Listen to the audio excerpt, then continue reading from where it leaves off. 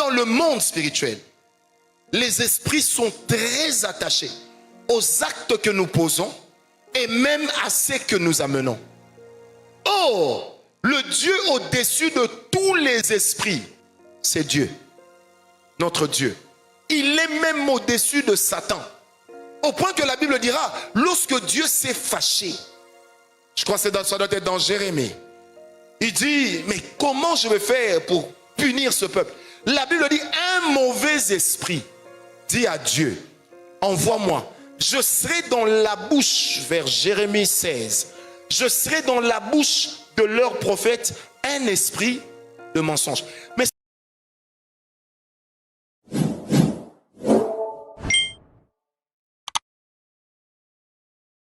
comme vous faites un accident, quelqu'un meurt. Moi j'ai vu ça, quelqu'un que je connaissais fait un accident. Il cogne un monsieur de 75 ans, sur place le monsieur meurt. Et puis ça va dans tous les sens. Les deux familles décident de se retrouver. Écoutez ce que l'enfant de ce monsieur de 75 ans dira. Il dit, c'est nous-mêmes qui avons mangé notre père. Mais comme c'est tombé sur vous, achetez le cercueil et donnez-nous $1000. Amen. Il dit, c'est nous-mêmes qui l'avons sacrifié.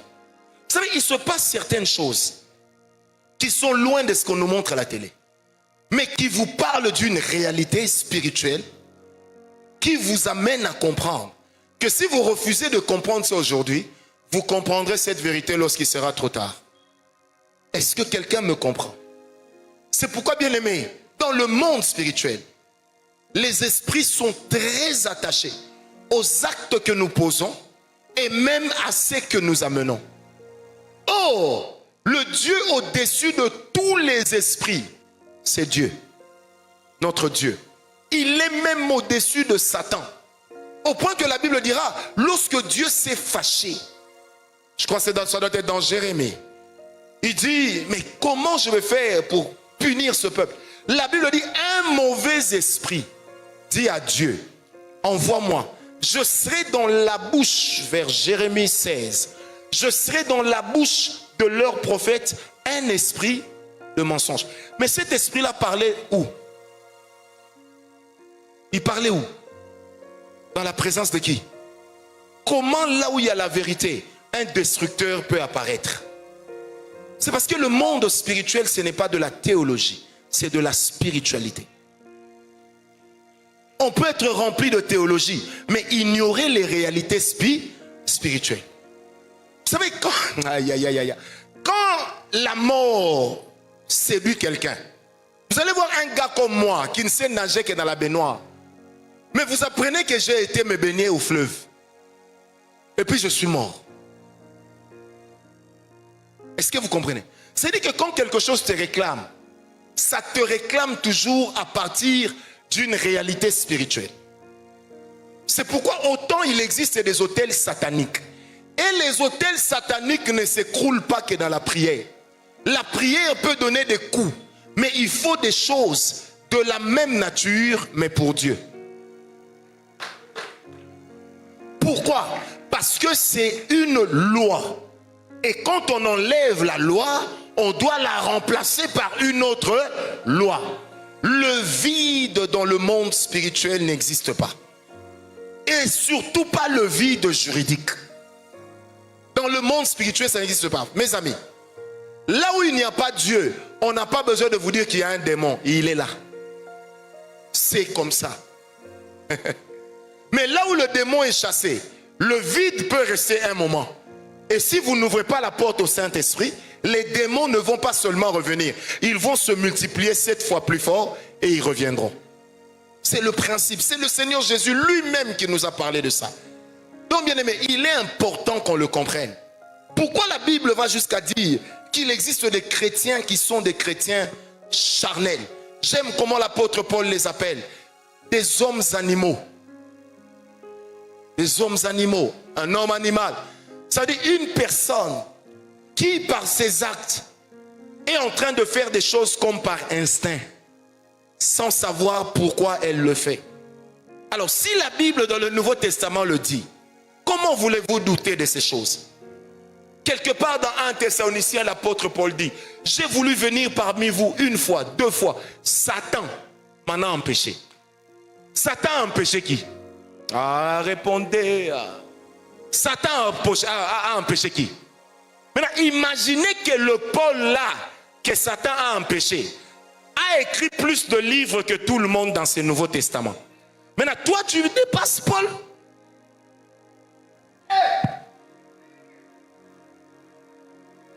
Vous savez, quand il y a des gens qui disent comme ça, si un démon se présente devant toi, dis-lui, quitte-la au nom de Jésus. Vous pensez que Paul ne savait pas? Pourquoi le démon là n'est pas parti?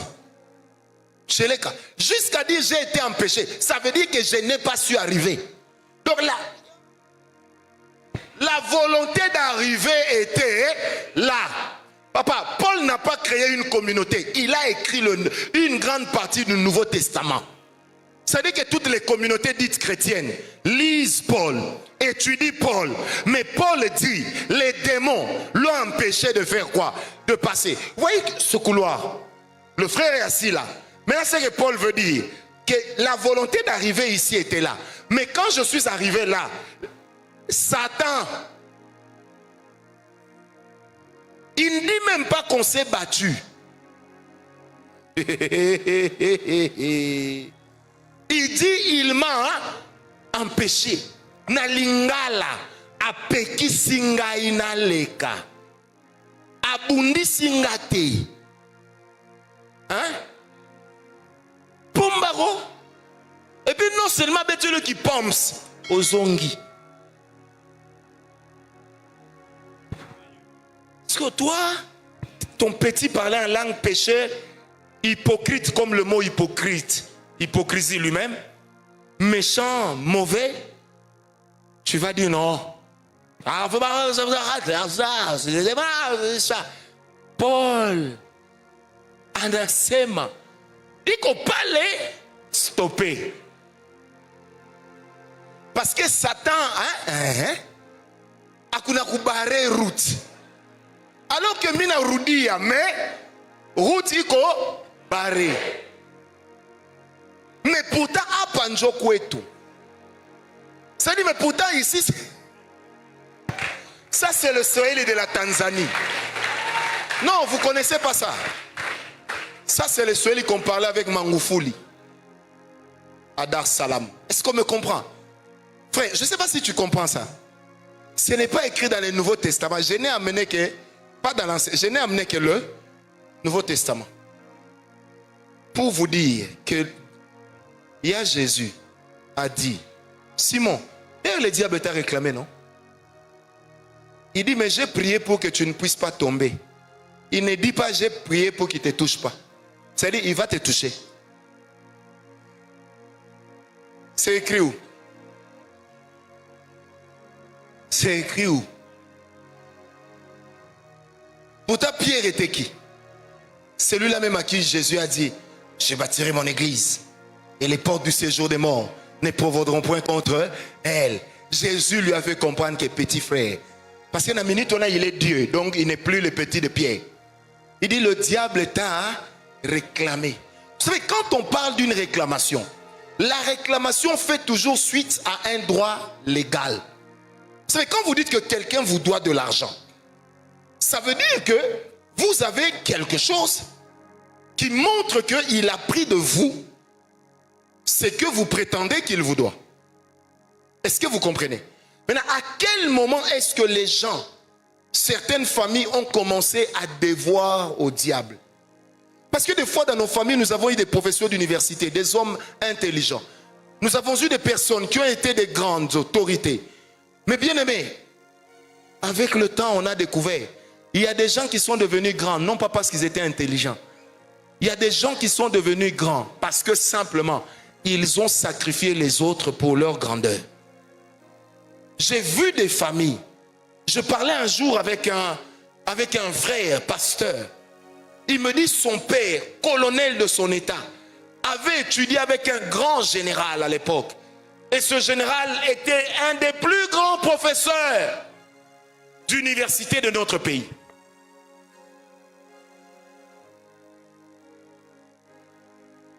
Olivier.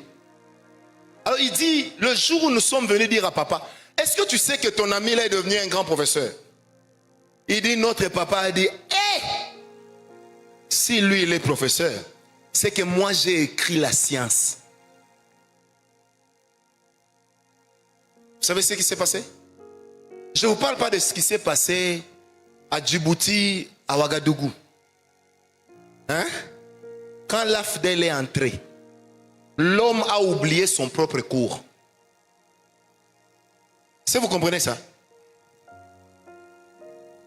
Vous savez, moi, je peux vous réciter ce livre. Il compte plus de 300 pages, mais je l'ai écrit de ma main. Ça veut dire que je ne peux pas être fidèle à la pagination, mais je serai fidèle dans tous les écrits. Donc je peux même les yeux fermés vous dire ce qui est écrit ici. 2 autres livres sont là dans mon bureau que j'ai écrits de ma main. Il y en a encore 3 autres que j'avais écrits avant. Je connais tous mes livres parce que je les ai écrits. Maintenant, imaginez-vous que vous me posez la question, prophète, c'est quoi autel? Que je devienne incapable de vous expliquer c'est quoi. Qu'est-ce que vous direz? Soit j'ai fait un plagiat, soit j'ai travaillé avec l'intelligence de quelqu'un. Et dans le monde spirituel, c'est ce qui existe. En fait, on peut tout avoir, on peut tout gagner. Mais il suffit de comprendre les chemins pour y arriver. Et dans le monde des ténèbres, ces gens travaillent beaucoup à la découverte des chemins qui leur permettent d'arriver. Je ne fais qu'une introduction de ce chapitre. Vous allez trouver des gens. Il a une femme et des enfants. Mais il va faire des enfants avec une autre femme. C'est là-bas que les enfants meurent. Parce que ces enfants-là sont des sacrifices qui lui permettent à lui de garder une certaine stature. Amen. Peut-être qu'on lui avait dit, tu vois les sacrifices que tu nous as donnés, tu seras toujours autorité. Le jour où il perd la fonction, vous apprenez, madame est morte, les enfants ont commencé à mourir un à un. Un à un, l'un après l'autre. Vous posez la question, on en est arrivé là comment? Mes amis, vous savez, tous les jours je comprends pourquoi la Bible dit, n'envie jamais les biens de l'autre. Parce que frère, tu ne sais pas quel en est le soubassement. Quelqu'un que tu ne connais pas. Vous savez, moi je connais des gens, ce sont des étrangers. La même semaine, ils ont perdu 2 frères. Le premier frère fait un accident. Sa tête est décapitée. Mais le véhicule est normal. La même semaine, un garçon de la même famille saute dans une piscine qui ne dépasse pas 70 mètres. Mais il se noie. Mais le garçon faisait plus de 2 mètres. Moi je suis à 1,87 m. Donc ça veut dire qu'il était à peu près là. Donc il meurt noyé comme dans une grande baignoire. Mort. De la même famille. Vous allez dire toujours que c'est le sort. Ou vous allez dire toujours que non, c'est le hasard qui a fait. Laissez le hasard là où il est. Il est de ces choses que nous vivons qui sont le fait des autels. Pourquoi? Parce que le monde dans lequel nous vivons, quand vous lisez la Bible, c'est un monde que Dieu a dû recréer. La Bible dit, nous sommes dans Genèse 1, verset 2. La Bible dit quoi? C'est que la terre était une masse informe et vide. L'Esprit de l'Éternel mouvait sur les eaux. Et la terre était remplie de chaos. Or, le chaos ne fait référence qu'à une forme préexistante de vie. Donc ça veut dire que s'il y a eu le chaos, c'est qu'avant, il y avait la vie. Maintenant, dans Apocalypse 12, la Bible dit, il y a eu guerre au ciel. Ça veut dire, mes amis, la guerre qui a commencé au ciel s'était arrêtée sur la terre. Et le Seigneur Jésus va renchérir en disant, j'ai vu le diable tomber comme un éclair. Mais il est tombé où? Sur terre. Et quand il tombe sur cette terre, règne quoi? Le chaos. C'est maintenant là que Dieu dit, bon, on avait déjà créé l'homme. Et il est mort. Je ne sais pas s'il fallait l'appeler l'homme. Mais maintenant, créons l'homme à notre image. Ça veut dire créons. Mais avant de créer l'homme, nous devons reconstruire ce qui a été détruit. Pour que l'homme qui viendra puisse trouver un lieu habitable.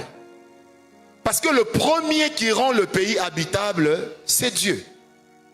Jusque-là, ça va. Alors Dieu parle à lui-même. Ensuite, il dit, verset 26, 27, 28, la Bible dit, il les créa à son image. 27 et 28, il les créa à son image. Il les créa hommes et femmes. Amen. Mais avant cela, il dit, afin qu'ils dominent, qu'ils assujettissent. Quand on parle du langage de la domination, ça veut dire qu'en face, il y a une adversité. Donc Dieu nous a créés, chers amis, dans un monde dans lequel il y avait déjà un adversaire. Maintenant, il dit, l'homme que je dois créer, il doit avoir la capacité de faire quoi? De dominer. Il doit avoir la capacité d'assujettir. Quand on dit assujettir, ça veut dire qu'il y a une pression sur laquelle on doit être établi. Donc, assujettir. Ensuite, qu'il se multiplie. Ça veut dire que la capacité de se multiplier, ce n'est pas moi Dieu qui vais l'avoir, mais je donnerai cette capacité à qui? À l'homme. Donc Dieu nous a envoyés dans un monde dans lequel il n'ignore pas la réalité du combat spirituel. Maintenant, pourquoi est-ce que Dieu n'avait pas dit à Caïn, Caïn, ne t'en fais pas, tu ne vas pas tuer Abel? Mais il dit, le mal campe devant ta porte, mais toi fais quoi? Pourquoi Dieu n'a pas envoyé un ange enlever le mal?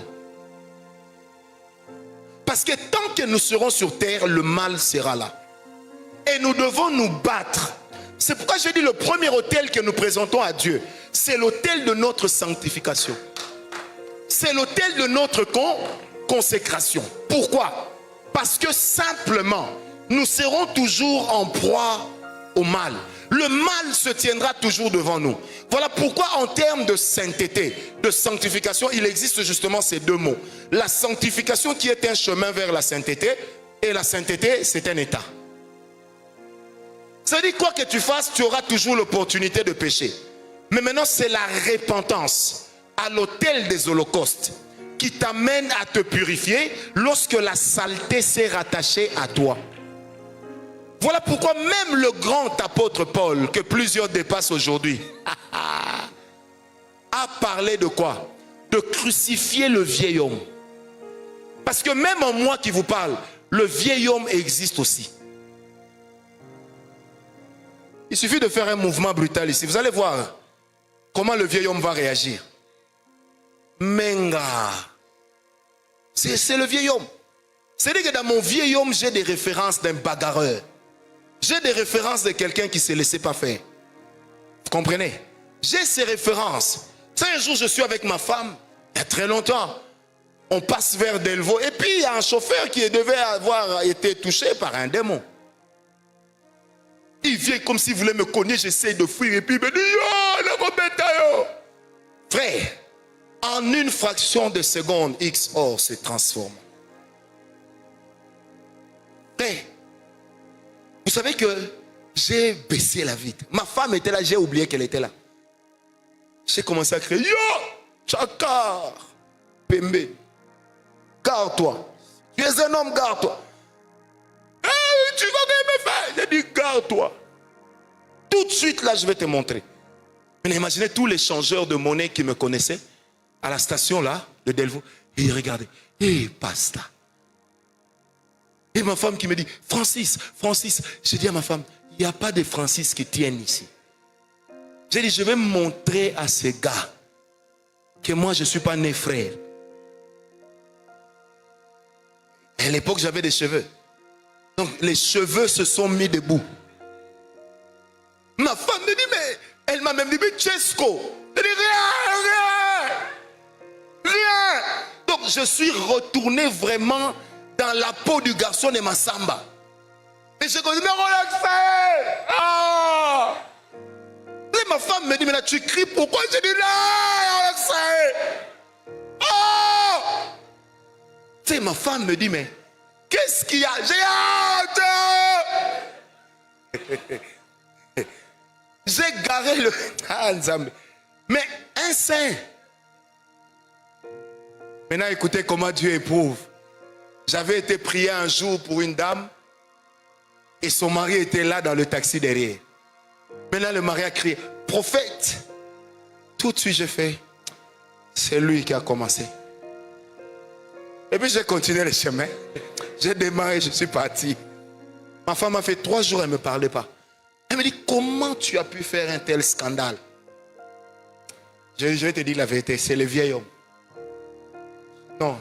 Elle me dit, j'ai dit, non, c'est vraiment, c'est pas moi, c'est le vieil homme. Je me suis agenouillé, j'ai demandé pardon. Un jour, je venais de prêcher de chez Jean Toto. À l'époque, j'avais ma Land Cruiser là, et je l'aimais beaucoup. Et là, je venais la voir. Donc, on vient là, et puis, il y a un chauffeur de taxi qui vient en plein embouteillage. Ces gens-là ont des témoins. Il essaye de passer. Je venais de faire un grand service. Tout le monde a dit non, waouh, Dieu est là. Mais Dieu a voulu me montrer que le vieil homme, je dois me battre avec lui chaque jour. Et puis, je sens comment il est en train de frotter le véhicule. Et puis après, il va un peu comme à droite. Frère, la vitesse à laquelle j'étais descendu, je ne sais pas. Donc, je descends, j'arrive et je pensais que c'était un volant à gauche. J'ai fait entrer la tête, il n'est pas là. Vous savez que j'ai récupéré le chauffeur de l'autre côté. Je l'ai fait sortir par la fenêtre. Donc quand il sort, j'ai déjà pris la position de la tête. J'entends quelqu'un qui crie, basta, côté,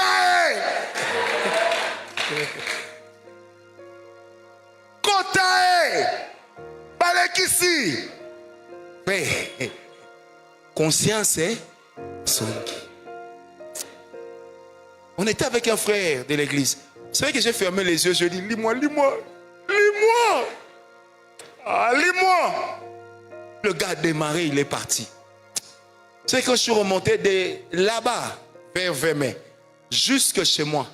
Même avec les frères, on ne sait pas parler.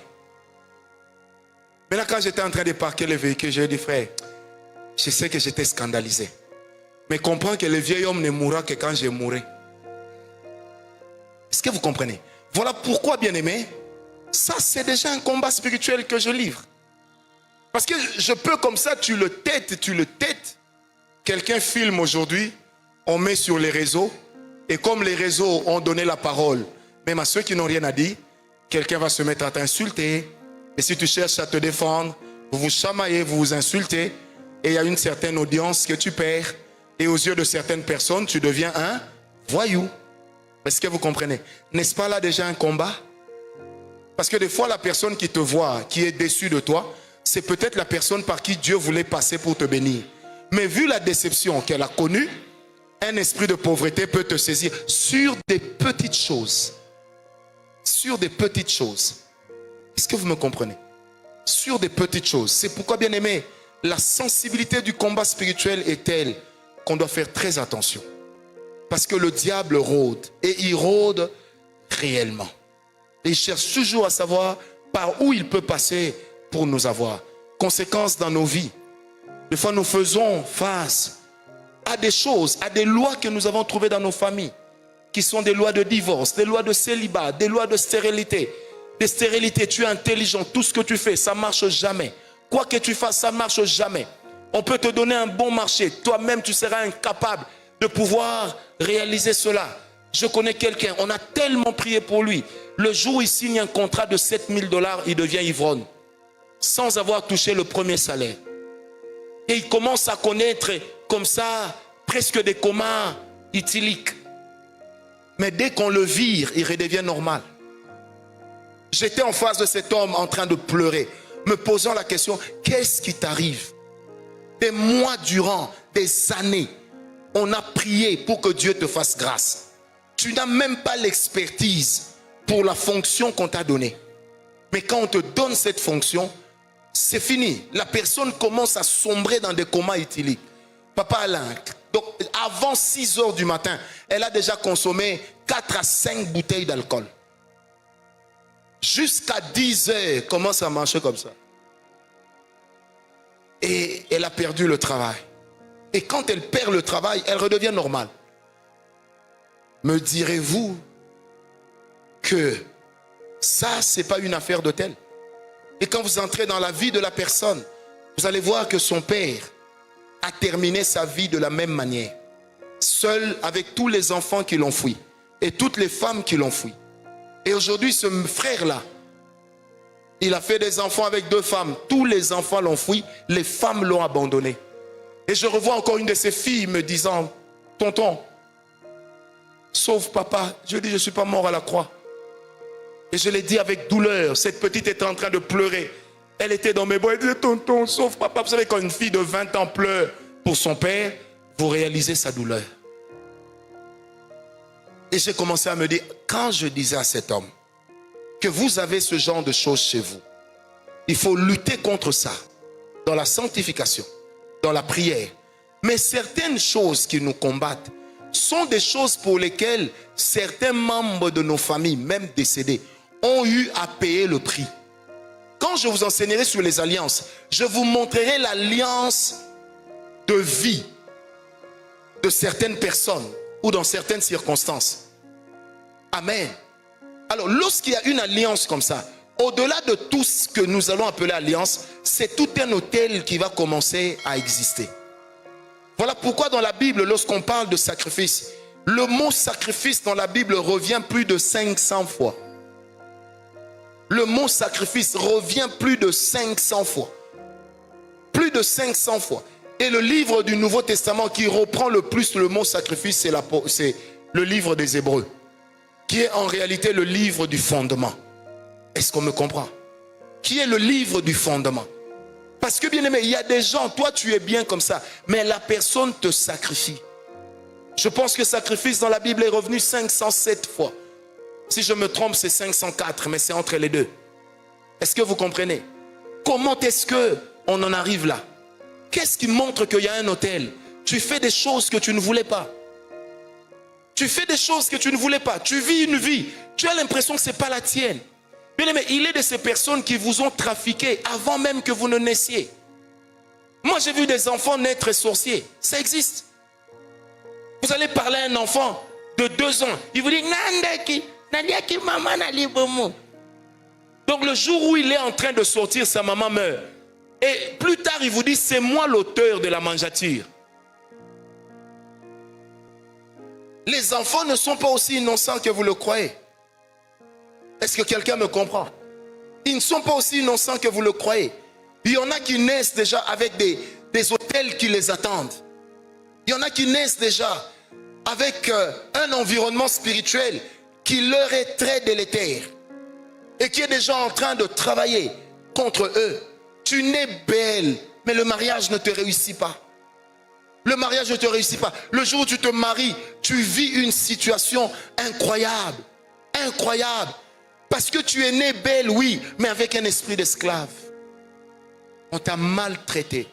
Belle, intelligente, mais maltraitée. Parce qu'il y avait déjà une provision d'esclavage. Est-ce qu'on me comprend? Tu es né intelligent. Tu parles français comme Vercingétorix. Et c'est comme si tu avais été le fiancé de Jeanne d'Arc. Mais, quand tu regardes ta vie, tout ce que tu vis, ça ne reflète pas l'intelligence que Dieu t'a donnée. Et quand tu regardes les autres autour de toi, c'est la même chose. C'est ça qu'on appelle des lois spirituelles. Et s'il y a des lois spirituelles qui luttent contre toi, ça veut dire que ces lois ont une garantie. Et la chose qui donne la garantie à ces lois s'appelle autel. Pourquoi? Parce que dans le monde spirituel, on utilisait des autels pour enfermer certaines personnes. On utilisait des autels pour pouvoir faire des incantations. On utilisait des autels pour pouvoir attiser la sympathie de certains dieux. On utilisait des autels. Tenez, l'histoire de Mammon par exemple. Lorsque la Bible dit dans Lévitique 18, parle de Mammon. Qui était Mammon?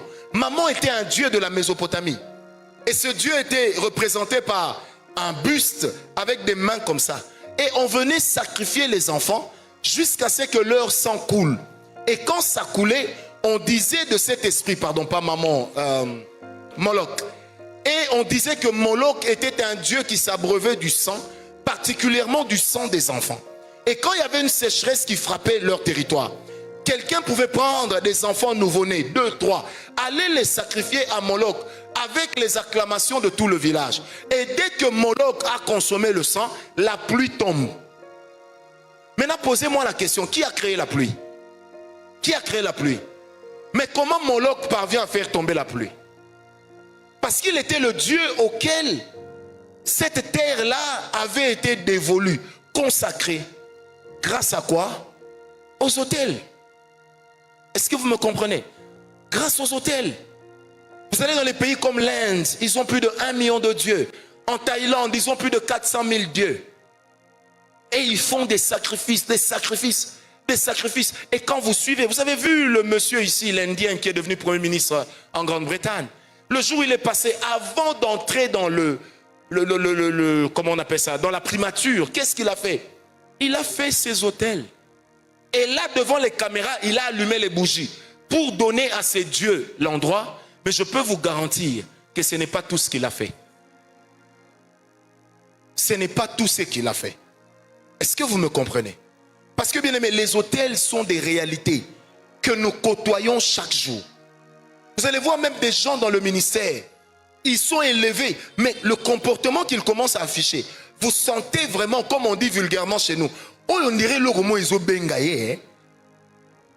Vous voyez, donc la chose qui est en train de l'appeler, la chose qui est en train de le contraindre à une vie qui ne doit pas être la sienne.